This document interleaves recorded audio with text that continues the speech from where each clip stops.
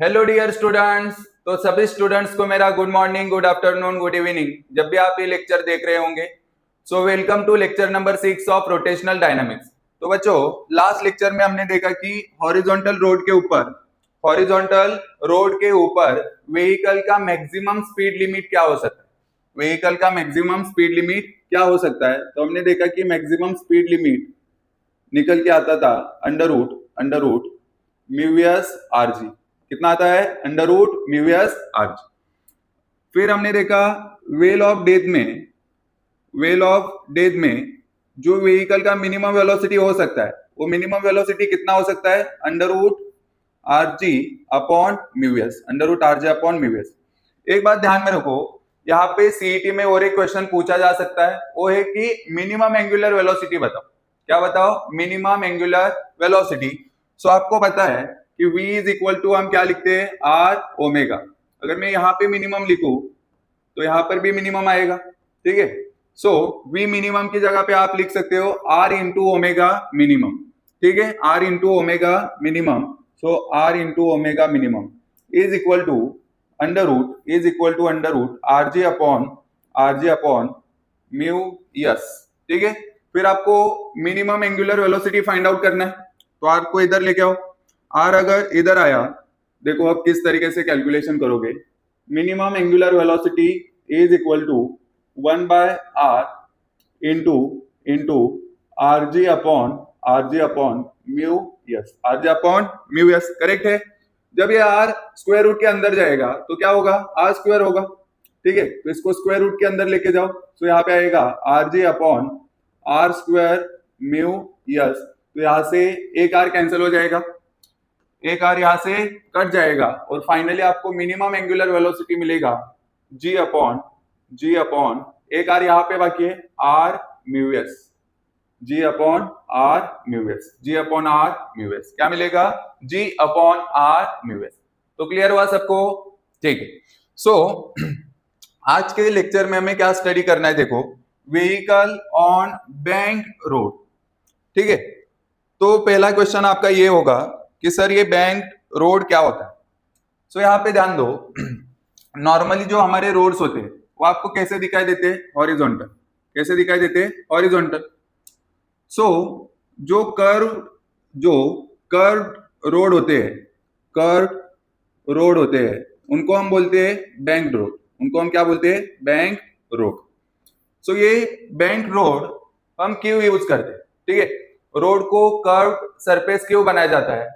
ठीक है, यहाँ पे रोड का बैंकिंग क्यों किया जाता है? ये क्वेश्चन आपके मन में होगा। इसके लिए कॉन्सेप्ट के ऊपर ध्यान दो। इसके लिए आपको ये कॉन्सेप्ट के ऊपर ध्यान देना पड़ेगा, दैट इज टर्निंग, ठीक है।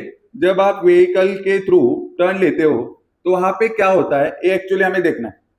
सो सपोज इस तरीके से यहाँ पे एक रोड है, ठीक है, और यहाँ पे आप टर्न लेने वाले हो। अभी आपका जो व्हीकल है वो इधर है, ठीक है। मैं तो अभी इसको पॉइंट से ही रिप्रेजेंट करता हूं कि पॉइंट से रिप्रेजेंट किया। ये क्या है? आपका व्हीकल है। ये क्या है? आपका व्हीकल, जिस कार के अंदर आप और आपकी गुस्सेली औरत बैठी है, ठीक है। अब आप कुछ इधर टर्न लेने वाले हो, इस तरीके से टर्न लेने वाले हो, मतलब व्हीकल इधर जाना चाहता है। थोड़ा सा ऐसे जब आप टर्न लोगे तो व्हीकल इधर जा रहा है, तो फ्रिक्शन इसको अपोज करेगा। फ्रिक्शन क्या करेगा? इसको अपोज करेगा। तो फ्रिक्शन इसको अपोज कर, ठीक है। इधर कौन लगेगा? सर इधर एमजी लगेगा। एक्चुअली एमजी किधर लग रहा है? बोर्ड के अंदर। एंड बोर्ड के परपेंडिकुलर कौन लगेगा? Normal reaction. कौन लगेगा? Normal reaction. एक्चुअली ऐसे है, एमजी नीचे की तरफ लग रहा है और नॉर्मल रिएक्शन ऊपर, लेकिन हमने इसको क्या किया? ऐसे ड्रॉ किया है, तो आपको दिखाई दे रहा है कि एमजी नीचे लग रहा है, ठीक है, वही है, एमजी नीचे लग रहा है एंड नॉर्मल रिएक्शन ऊपर। तो ये कौन सा फ्रेम हुआ? सर ये नॉन इनर्शियल फ्रेम है। ये कौन सा फ्रेम है? Non inertial frame. तो नॉन इनर्शियल फ्रेम में आपको पता है कि नॉन इनर्शियल फ्रेम में न्यूटन्स लॉ एप्लीकेबल नहीं होते। न्यूटन्स लॉ को एप्लीकेबल करने के लिए यहाँ पे जो सेंट्रीपिटल फोर्स है, मुझे एक बात बताओ, यहाँ पे फ्रिक्शन क्या प्रोवाइड कर रहा है? फ्रिक्शन किधर लग रहा है? Sir towards the centre. मतलब फ्रिक्शन यहाँ पे प्रोवाइड कर रहा है सेंट्रीपिटल फोर्स। फ्रिक्शन यहाँ पे क्या प्रोवाइड कर रहा है? Centripetal force. तो हम क्या करेंगे? सर जितना फोर्स अंदर की तरफ लग रहा है उतना ही फोर्स हम बाहर की तरफ लगा देंगे। मतलब जो फ्रिक्शन था, जो सेंट्रीपिटल फोर्स के इक्वल है, इसको हमने बाहर की तरफ लगा दिया। अब ये कौन से फ्रेम में है सर? ये अभी कौन से फ्रेम में है सर? अभी ये इनर्शियल फ्रेम में। कौन से फ्रेम में है? Inertial frame. और अगर ये इनर्शियल फ्रेम में है तो यहाँ पे न्यूटन्स लॉ एप्लीकेबल होंगे, यहाँ पे न्यूटन्स लॉ एप्लीकेबल होंगे। तो नॉर्मली क्या होता है, देखो ये जो दो फोर्सेस है, पहला फोर्स है सेंट्रीपिटल फोर्स, ठीक है, जो एक्चुअली अभी सेंट्रीपिटल फोर्स नहीं है, अभी बाहर की तरफ लग रहा है, मतलब सेंट्रीफ्यूगल फोर्स है। कौन सा फोर्स है? Centrifugal force. और आपको इसका मैग्नीट्यूड पता है कि जो सेंट्रीफ्यूगल फोर्स होगा इसका मैग्नीट्यूड क्या होता है? mv square upon R. क्या होता है? mv square upon R. दूसरा इंपॉर्टेंट फोर्स है यहाँ पे फ्रिक्शन। अब बात को समझो कि पहला कंडीशन यहाँ पे क्या हो सकता है? पहला कंडीशन, अगर यह फ्रिक्शनल फोर्स सेंट्रीफ्यूगल फोर्स से ज्यादा है, ठीक है, अगर फ्रिक्शनल फोर्स सेंट्रीफ्यूगल फोर्स से ज्यादा है, अंदर की तरफ लगने वाला फोर्स आउटवर्ड फोर्स से ज्यादा है, तो क्या होगा? बाइक ऐसे गिर जाएगा, ठीक है। देखो बाइक ऐसे था, अंदर की तरफ लगने वाला फोर्स ज्यादा है, तो ऐसे बाइक गिर जाएगा, मतलब क्या होगा? स्लीपिंग होगा। मतलब क्या होगा? स्लीपिंग होगा। तो यहाँ पे इसके वजह से होगा स्लीपिंग, ठीक है। अगर फ्रिक्शनल फोर्स सेंट्रीफ्यूगल फोर्स से ज्यादा है तो क्या होगा? स्लीपिंग। दूसरा कंडीशन क्या हो सकता है कि सेंट्रीफ्यूगल फोर्स फ्रिक्शनल फोर्स से ज्यादा हो जाए तो बाइक किधर जाएगा? बाहर की तरफ गिर जाएगा, मतलब यहाँ पे क्या होगा? स्कीडिंग होगा। अगर सेंट्रीफ्यूगल फोर्स, बाहर की तरफ लगने वाला फोर्स फ्रिक्शनल फोर्स से ज्यादा है तो बाइक या फिर कार का क्या होगा? स्कीडिंग होगा। एंड दोनों फोर्सेस अगर इक्वल है तो यहाँ पे नॉर्मल टर्निंग होगा। अगर दोनों फोर्सेस इक्वल है, ठीक है, frictional force is equal to centrifugal force है, तो इस कंडीशन में क्या होगा? Normal turning. क्या होगा? नॉर्मल टर्निंग होगा, ठीक है। तो ये तीन कंडीशन बहुत ही ज्यादा इंपॉर्टेंट है, ये ध्यान में रखना, ये तीन कंडीशन बहुत ही ज्यादा इंपॉर्टेंट। सपोज क्या है? एक हॉरिजॉन्टल रोड है। क्या है? एक हॉरिजॉन्टल रोड। तो ये हॉरिजॉन्टल रोड है और इसके ऊपर आपको टर्न लेना है। इसके ऊपर क्या करना है? आपको टर्न लेना है। और सपोज कि इस रोड के ऊपर कोई भी फ्रिक्शन नहीं है, कोई भी फ्रिक्शन नहीं है। अगर फ्रिक्शन नहीं है मतलब बाहर की तरफ लगने वाला फोर्स क्या हो जाएगा? ऑब्वियसली बाहर की तरफ जो फोर्स लगने वाला है, जो सेंट्रीफ्यूगल फोर्स है, वो ज्यादा होगा। वो क्या होगा? ज्यादा होगा। तो वहां पे क्या होने के चांसेस ज्यादा होंगे? देखो यहाँ पे अगर सेंट्रीफ्यूगल फोर्स ज्यादा होता है, अगर सेंट्रीफ्यूगल फोर्स ज्यादा होता है तो उस कंडीशन में क्या होता है? स्कीडिंग। क्या होता है? स्कीडिंग।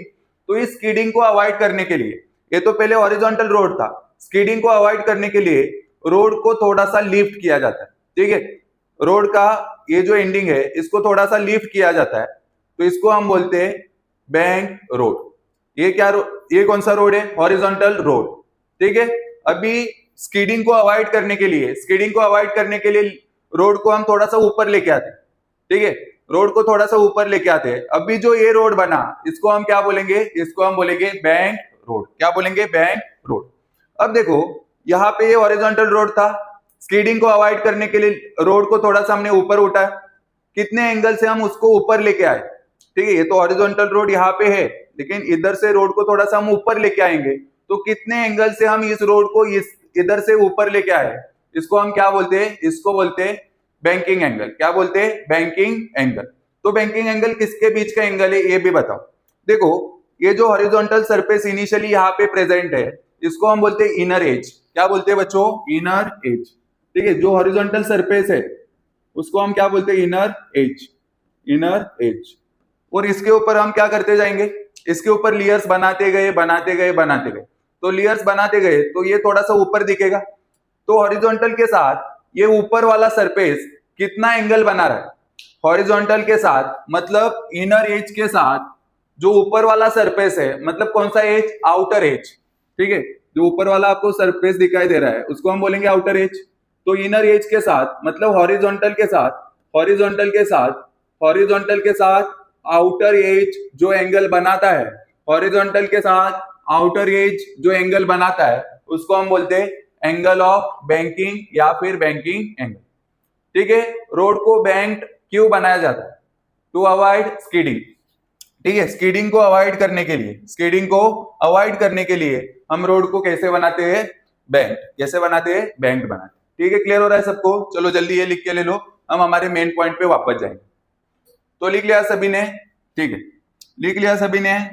चलो अब यहाँ पे ध्यान दो, अभी आपको समझे कि बैंक रोड क्या होता है, ठीक है।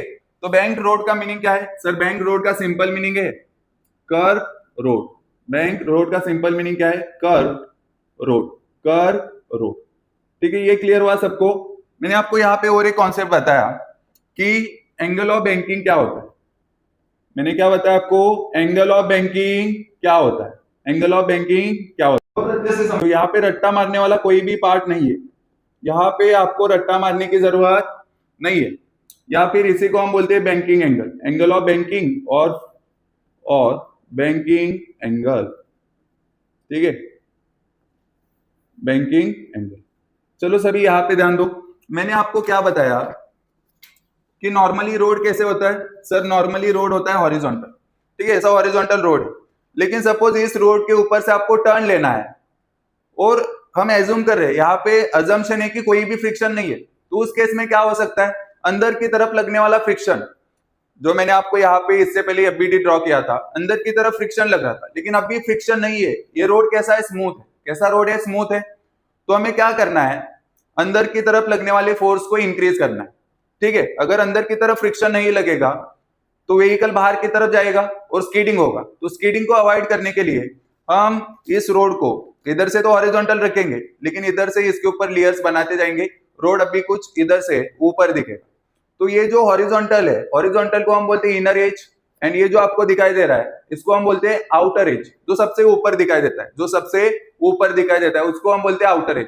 इनर एज मतलब horizontal surface and outer edge, इनके बीच में जो एंगल बनाया जाता है, इनके बीच में जो एंगल प्रेजेंट होता है, उस एंगल को हम बोलते हैं एंगल ऑफ बैंकिंग या फिर बैंकिंग एंगल। ठीक है, इसका डेफिनेशन लिखो, इसके ऊपर भी क्वेश्चन आता है, तो ध्यान में रखना। Angle of banking is the angle between इनके बीच का एंगल होता है हॉरिजॉन्टल सरफेस या फिर हॉरिजॉन्टल सरफेस को और क्या बोल सकते हो? Sir inner as. Horizontal surface को और क्या बोल सकते हो? सर हॉरिजॉन्टल सरफेस को हम इनर एज बोल सकते हैं। हॉरिजॉन्टल सरफेस और inner edge, angle between horizontal surface और inner edge and outer edge, inner edge and outer edge, इनके बीच का एंगल, इसी को हम बोलते हैं एंगल ऑफ बैंकिंग। इसको हम थीटा से रिप्रेजेंट करते हैं। Angle of banking is represented by theta. Angle of banking is represented by theta. ठीक है, थीटा से इसको रिप्रेजेंट किया जाता है। चलो अब हम देखते हैं कि किसी भी रोड के ऊपर एंगल ऑफ बैंकिंग कितना होना चाहिए। ठीक है, सपोज यहाँ पे एक व्हीकल है। ठीक है, यहाँ पे क्या है? एक व्हीकल, और ये रोड आपको कैसे दिखाई दे रहा है? ये रोड आपको बैंक रोड दिखाई दे रहा है। ये क्या है? दिस इज हॉरिजॉन्टल सरफेस, मतलब ये क्या है? सर ये इनर एज है। ठीक है, इनर एज है। हाँ, इनर एज के ऊपर ये कौन सा एज आपको दिखाई दे रहा है? सर ये आउटर एज है। कौन सा एज है? Outer edge. तो inner edge and outer edge के बीच में जो एंगल बन रहा है उसको हम क्या बोलेंगे? Angle of banking. क्या बोलेंगे? एंगल ऑफ बैंकिंग बोलेंगे। ठीक है, सबको क्लियर हो रहा है? अभी आप हो, इसमें हमारा कौन बैठा है? आप, मतलब खुद को क्या समझ रहे हो? हीरो। और आपके साथ और कौन बैठी है? सर हमारे साथ गुस्सेली औरत है। ठीक है, कौन है? गुस्सेली औरत है। और सबसे इंपॉर्टेंट बात, ये आउटर एज एंड व्हीकल्स के जो आपको यहाँ पे इनके बीच में कोई भी फ्रिक्शन नहीं है। मतलब ये रोड कैसा है? सर ये रोड स्मूथ है। ये रोड कैसा है बच्चों? स्मूथ। ठीक है, ये रोड कैसा है? स्मूथ। मुझे एक बात बताओ, अभी इसका हमें फ्री बॉडी डायग्राम बनाना है। क्या बनाना है? Free body diagram. इजी है। देखो, अगर हमारे पास हॉरिजॉन्टल सरफेस होता और हॉरिजॉन्टल सरफेस के ऊपर हमारा व्हीकल होता, तो आपको पता है कि नीचे की तरफ क्या लगता? सर नीचे की तरफ लगता है mg, और ये जो सरफेस है ये इसके ऊपर लगाता नॉर्मल रिएक्शन।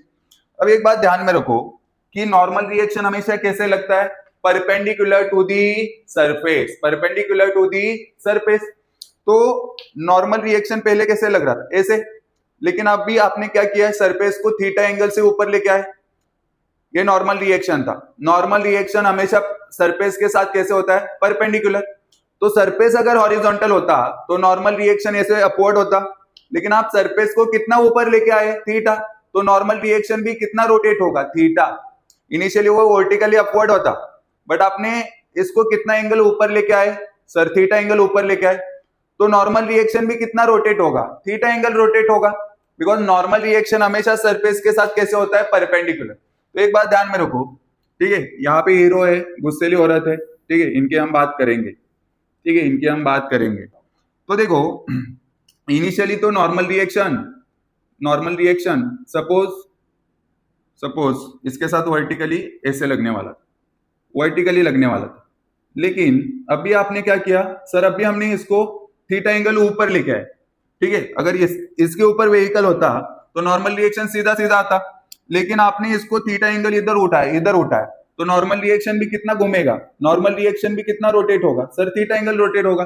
नॉर्मल रिएक्शन इधर लगना चाहिए था, वो इधर लगता जब सरफेस हॉरिजॉन्टल होता, लेकिन आपने आउटर एज को रोटेट करवाया कितने एंगल से, थीटा, तो नॉर्मल रिएक्शन भी रोटेट हो जाएगा थीटा एंगल से, मतलब नॉर्मल रिएक्शन अभी इधर प्रेजेंट, नॉर्मल रिएक्शन अभी सरफेस के साथ परपेंडिकुलर, मतलब इधर लग रहा है, हाँ सर इधर लगे, लेकिन इसके ऊपर लगने वाला ग्रेविटी, ठीक है, व्हीकल में कौन कौन प्रेजेंट है सर, गुस्सेली औरत, और कौन है सर, हम है खुद, जो खुद को हीरो समझ रहे, और उसके साथ व्हीकल है, इन तीनों का मास है यम, ठीक है। तो आपको पता है कि वर्टिकली डाउनवर्ड कौन लगेगा सर, वर्टिकली डाउनवर्ड यम जी लगेगा, यम जी तो रोटेट नहीं होगा ना, बिकॉज यम जी थोड़ी रोटेट होगा, वेट फोर्स तो हमेशा अर्थ के सेंटर की तरफ लगेगा, किधर लगेगा, अर्थ की सेंटर की तरफ, तो यम जी तो नीचे लगेगा। चलो, तो जो नॉर्मल रिएक्शन है, इस नॉर्मल रिएक्शन का हमें कोई भी यूज नहीं है। चलो, ये एंगल कितने से घुमा, ये सर थीटा एंगल से, तो हमें ये वाला कंपोनेंट चाहिए। इधर नॉर्मल रिएक्शन का एंगल वाला कंपोनेंट हमेशा कौन सा होता है सर, नॉर्मल एंगल वाला कंपोनेंट हमेशा होता है n cos theta, and n cos theta के साथ जो परपेंडिकुलर कंपोनेंट होगा सर, ठीक है, यहाँ पे ड्रॉ करो या फिर इधर करोगे तो सेम ही होगा, ठीक है। जो नॉर्मल रिएक्शन के साथ परपेंडिकुलर कंपोनेंट होगा, इधर ही ड्रॉ करता हूं, नॉर्मल रिएक्शन के साथ जो परपेंडिकुलर कंपोनेंट होगा वो क्या होगा, इधर कॉस है तो इधर कौन सा होगा, साइन, इधर कौन सा होगा, n sin थीटा, कौन सा होगा, n sin थीटा। क्या इसके अलावा कोई और फोर्स यहाँ पे लग सकता है, अभी तो नहीं लगेगा, बिकॉज फ्रिक्शन नहीं है, तो अभी कोई भी फोर्स नहीं लगेगा।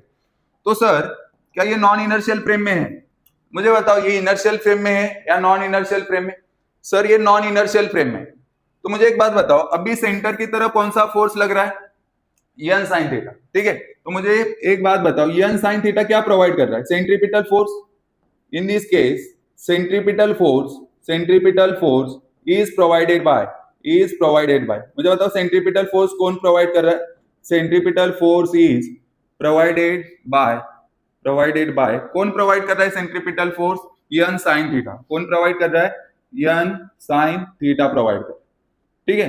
तो n sin थीटा किसके इक्वल होगा सर, सेंट्रीपिटल फोर्स के इक्वल होगा। n sin थीटा किसके इक्वल होगा, इधर ही लिखता हूं, n sin theta centripetal force के इक्वल होगा।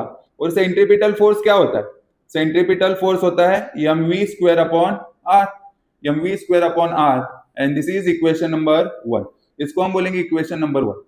चलो, ये नॉन इनर्शियल फ्रेम में है, इसको इनर्शियल फ्रेम में लेके आने के लिए क्या करना पड़ेगा, ठीक है, इसको इनर्शियल फ्रेम में लेके आने के लिए जो फोर्स इधर लग रहा है उसके ऑपोजिट डायरेक्शन में इतने ही मैग्नीट्यूड वाला फोर्स लगाएंगे, ठीक है।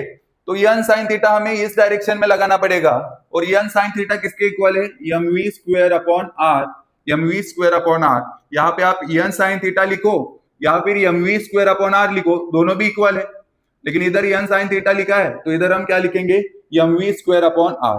तो ये लिखने से क्या होगा, ये लिखने से क्या होगा, this force is equal to this force, sorry यहाँ पे कौन दिखाई दे रहा है, हाँ, तो अभी क्या हुआ, ये फोर्सेस इक्वल हुए, देखो n sin थीटा और mv स्क्वायर अपॉन r दोनों इक्वल है, और n cos थीटा ये mg को बैलेंस कर रहा है, ये दोनों इक्वल। तो नेट अपवर्ड फोर्स कितना, 0, नेट हॉरिजॉन्टल फोर्स कितना, 0, तो नेट एक्सेलरेशन कितना, 0। अगर नेट एक्सेलरेशन 0 है तो ये कौन सा फ्रेम हुआ सर, इनर्शियल फ्रेम हुआ, और इनर्शियल फ्रेम में न्यूटन्स लॉ क्या होते हैं, एप्लीकेबल होते हैं, ठीक है। अभी ये इनर्शियल फ्रेम में आ गया, हम यहाँ पे न्यूटन्स लॉज अप्लाई कर सकते, ठीक है। इसको मिटा दूं, इसका कोई अभी हमें यूज नहीं। चलो, तो अब देखो mg को कौन बैलेंस कर रहा है, n cos थीटा। सो यहाँ पे लिखो mg is balanced by mg is balanced by mg is balanced by कौन बैलेंस कर रहा है इसको? n cos theta. सो मैं यहाँ पे लिखता हूं n cos theta is equal to mg। ये हमें मिल गया equation number 2। This one is equation number 2। ये इक्वेशन नंबर 2। अब हम क्या करते हैं, इक्वेशन 1 डिवाइडेड बाय इक्वेशन 2 करेंगे। क्या करेंगे? Equation 1 divided by equation 2। तो मैं यहाँ पे कर रहा हूं दोनों को डिवाइड। किन दोनों को? इक्वेशन 1 एंड इक्वेशन 2 को हम यहां से डिवाइड करेंगे। हाँ, दोनों को डिवाइड करेंगे तो देखो इक्वेशन 1 बताओ सर, इक्वेशन 1 था n sin थीटा। इक्वेशन 2 बताओ सर, इक्वेशन 2 में है n cos थीटा। इधर बताओ सर, इधर था mv square upon r and इधर कौन था सर? इधर था mg। अभी आपको मिला है काटने का चांस, ठीक है? आपको एक ही जगह पे काटने का चांस मिलता है, तो अभी आप काटोगे। हाँ, कौन कट जाएगा? नॉर्मल रिएक्शन कट गया। और कौन कट सकता है सर? यम भी कटेगा, ठीक है? यम भी कटेगा यहां से, तो बचेगा कौन? Sine theta upon cos theta. बोलो टेन थीटा। क्या आया? Tan theta is equal to we square upon are g, ठीक है? ये इक्वेशन याद कर लो, tan theta is equal to we square upon are g. Because यहाँ पे जो थीटा है, theta is the angle of banking, तो आपको एंगल ऑफ बैंकिंग का डेरिवेशन मिल गया। टेन को इधर लेके आओगे तो tan inverse N is equal to tan inverse V square R G. Theta is the angle of banking, ये मिल गया आपको एंगल ऑफ बैंकिंग का इक्वेशन। अगर आप यहां से v का वैल्यू फाइंड आउट करो, चलो ये बताओ मुझे, ये कौन सा इक्वेशन है? ये वाला कौन सा इक्वेशन है? Angle of banking. This is angle of banking. लेकिन आप याद क्या करोगे? Tan theta is equal to we square upon are G. Angle of banking tan theta is equal to we square upon are G. लेकिन आपको theta चाहिए तो ten को इधर लेके आओ, तो क्या बन जाएगा? Tan inverse V square upon are G. अगर मैं यहां से v का वैल्यू फाइंड आउट करूं, ठीक है, मुझे v का वैल्यू फाइंड आउट करना है, तो क्या आएगा? V square is equal to R G, इधर जाएगा R G tan theta, so यहां से v is equal to under root R G tan theta. तो ये देखो, यहाँ पे इससे पहले जब हमने वेलोसिटी के लिए इक्वेशन डिराइव किया था, जब हमने हॉरिजॉन्टल सर्कुलर ट्रैक के लिए डिवाइड किया, तो वहां पे हमें मैक्सिमम वेलोसिटी मिला कि मैक्सिमम वेलोसिटी का लिमिट क्या हो सकता है। जब हमने वेल ऑफ डेथ की बात की है, तो वहां पे हमें मिनिमम वेलोसिटी मिला, मिनिमम लिमिट मिला। लेकिन यहाँ पे जो वेलोसिटी हमें मिला है वो मैक्सिमम भी नहीं है, मिनिमम भी नहीं है, तो ये कौन सा वेलोसिटी है? So this is this one is most safe velocity.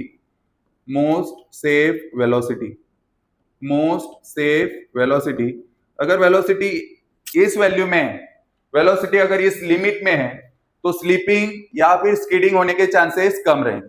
अब मेरी बात को अच्छे से सुनो। सपोज अगर वेलोसिटी v का value under root R G tan theta से ज्यादा है, तो किसके चांसेस बढ़ेंगे? स्लीपिंग के चांसेस बढ़ेंगे या फिर स्कीडिंग के चांसेस इंक्रीज होंगे? सिंपल बात है, v का वैल्यू इंक्रीज हुआ मतलब क्या इंक्रीज होगा सर? v का वैल्यू इंक्रीज हुआ मतलब सेंट्रीफ्यूगल फोर्स इंक्रीज होगा, बाहर की तरफ लगने वाला फोर्स इंक्रीज होगा, ठीक है? बाहर की तरफ लगने वाला फोर्स क्या होगा? इंक्रीज होगा। तो बाहर की तरफ जा रहा है मतलब क्या होगा? स्कीडिंग, ठीक है? तो इस केस में क्या होगा? स्कीडिंग होगा। अगर ये वाला कंडीशन है तो इसमें क्या होगा? तो इसमें होगा स्कीडिंग। हाँ सर करेक्ट है, इसमें स्कीडिंग होगा। और इसका ऑपोजिट कंडीशन हो गया, वेलोसिटी का वैल्यू अगर under root R G tan theta से कम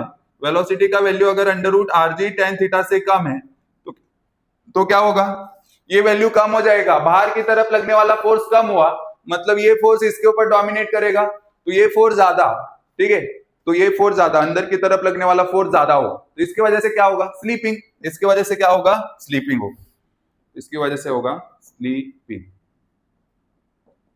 वजह से क्या होगा? स्लीपिंग होगा। तो क्लियर हो रहा है सबको? एक इक्वेशन सबको आना चाहिए, that is tan theta is equal to we square upon are G. वहां से हमें मिला theta is equal to tan inverse v square upon rg। Theta is the angle of banking.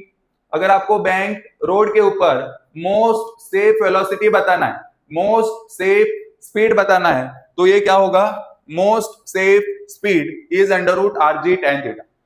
तो न्यूमेरिकल्स अगर सॉल्व करने तो tan थीटा बैंक रोड के ऊपर tan theta is equal to v square upon rg, ये अच्छे से ध्यान में रखो। और ये इक्वेशन कब आएगा, जब वहां पे कोई भी फ्रिक्शन नहीं होगा। रोड कैसे होगा, फ्रिक्शन लेस। रोड कैसे होगा, फ्रिक्शन लेस होगा। रोड कैसे होगा, फ्रिक्शन लेस होगा।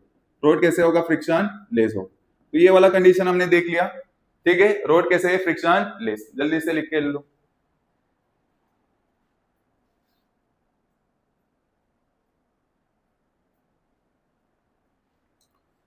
चलो क्लियर हुआ सबको, क्लियर हुआ सबको, किसी को कोई डाउट?